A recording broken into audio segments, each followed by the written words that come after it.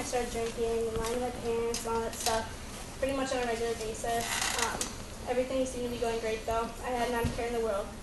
Summer after sophomore year, my friend Lexi introduced me to a church, Plymouth Covenant. So I'm going to go there.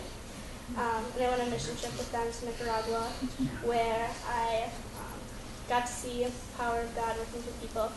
And this was really my first time that I got to experience God for myself, and not just like through other people's stories and other people's experiences, but I got to like work them like firsthand.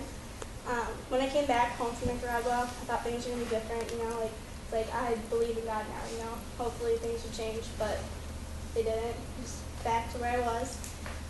Then junior year came around. Me, Kenzie, and my friend Samantha decided we were going to see what Young Life was all about. Of course, we loved it. And Jody was sure to track us down to make sure that we came back, and I'm really glad she did. At the end of each Monday night, the leaders were giving the talks, like I am now, and I was reminded of God's grace, the grace I had been familiar with all along. But as high school continued to go on, I still continued to stay in that same partying scene, drinking on the weekends, having a good time.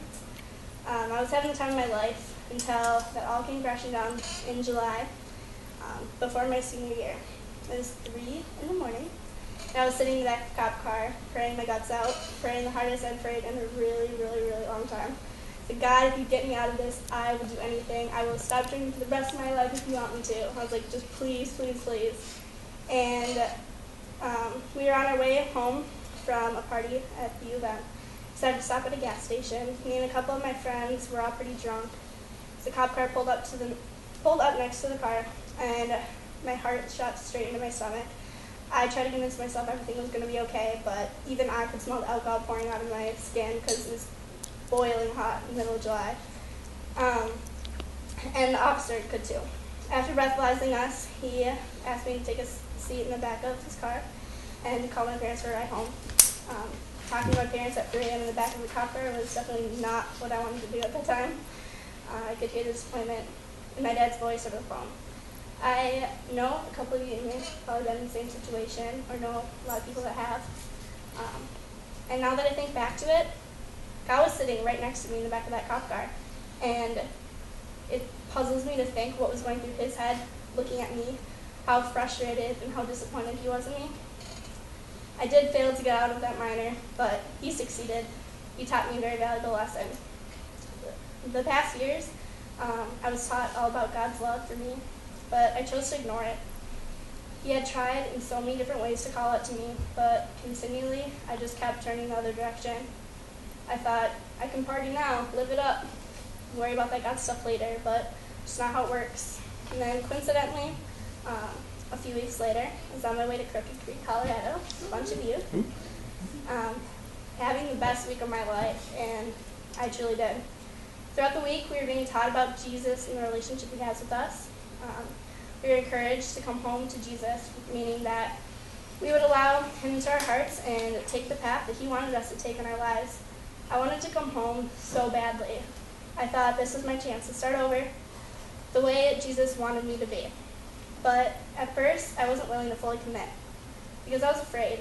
I was afraid this was just going to be like Nicaragua. I was going to come home feeling like a changed person, but fall right back into my old ways. And I'm not one to make promises unless I know 100% I'm able to keep them.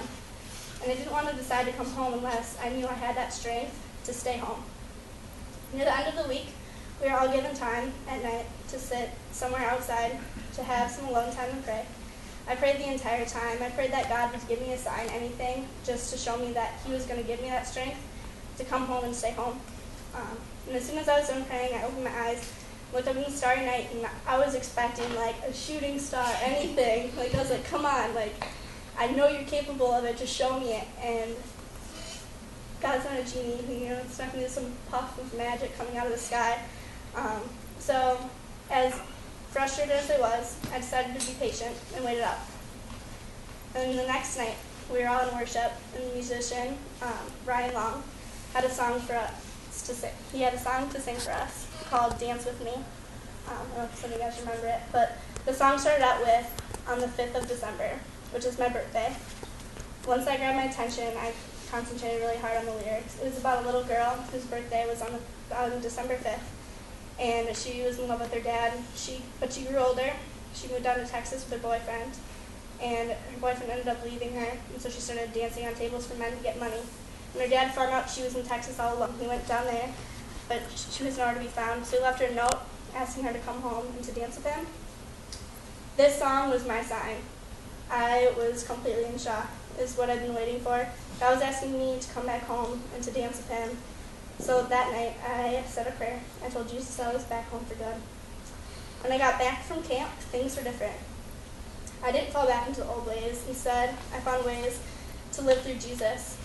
I've been feeling glad to go to Australia next year to Flyland, Youth with a Mission, to train for missionary work, and then travel to other countries doing outreach. And when I come back home from Australia, I'll hopefully be a young life leader. Yeah. And I'll be going to Bethel University, and I'll continue to grow my faith.